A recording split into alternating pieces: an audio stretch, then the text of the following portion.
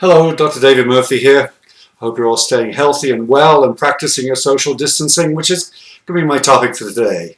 First of all, the good news. The Canadian Olympic Committee has decided not to send its athletes to the Tokyo Olympic Games, whether they're on or not. And this makes total sense. It shows leadership and confidence. And as disappointing as this for our athletes, it is the correct decision. I do a lot of competitive sports myself in swimming, and I know that the preparation is so important, and we need to prepare for a major event to peak at that particular time. So just delaying the Olympics a month or two won't help our athletes because they'll be peaking at the wrong time.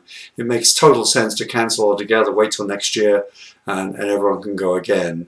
The other good news is we started shopping online.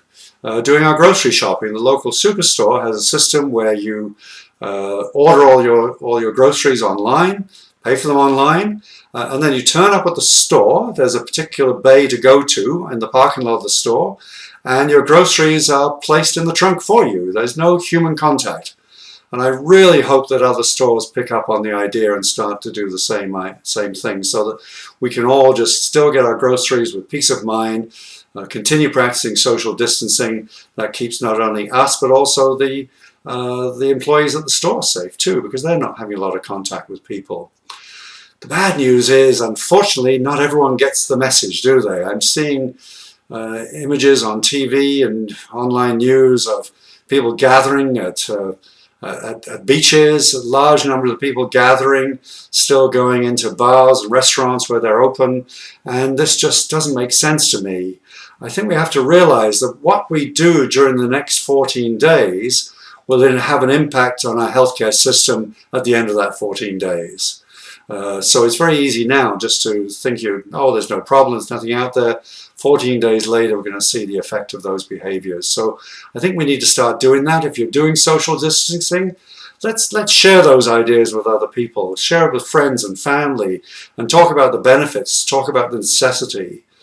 It reminds me too that we have a tendency to categorize people in two ways. It's either this or that. It's good or evil. Type A personality, type B, introverts, extroverts, and so on. Optimists, pessimists. And so one other way we have of classifying people is there's what's called an internal locus of control or an external locus of control. And so anyone with an external locus of control feel that life goes on around them, the world happens, and they just react to it, to what's going on. They don't feel they have any control of their life or what's going on around it. So someone with an internal locus of control accepts that they can't control the environment. At the same time, they know that they can influence that environment through their own actions. So they're in charge of their own life, and they can be proactive about what's going on around them and certainly create what's going on around them by their own actions. And this is what we need to do with this coronavirus epidemic, the pandemic.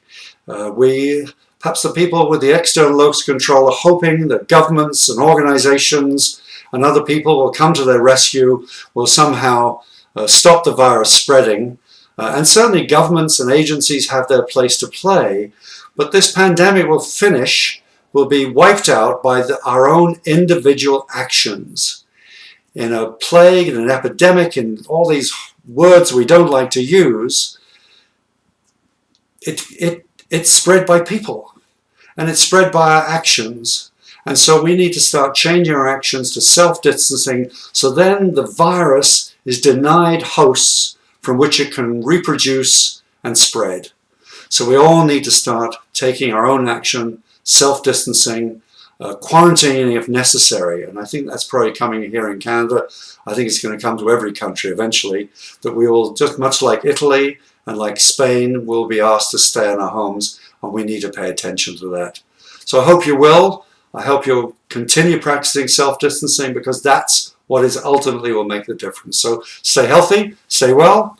I'm Dr. David Murphy. I will talk to you soon.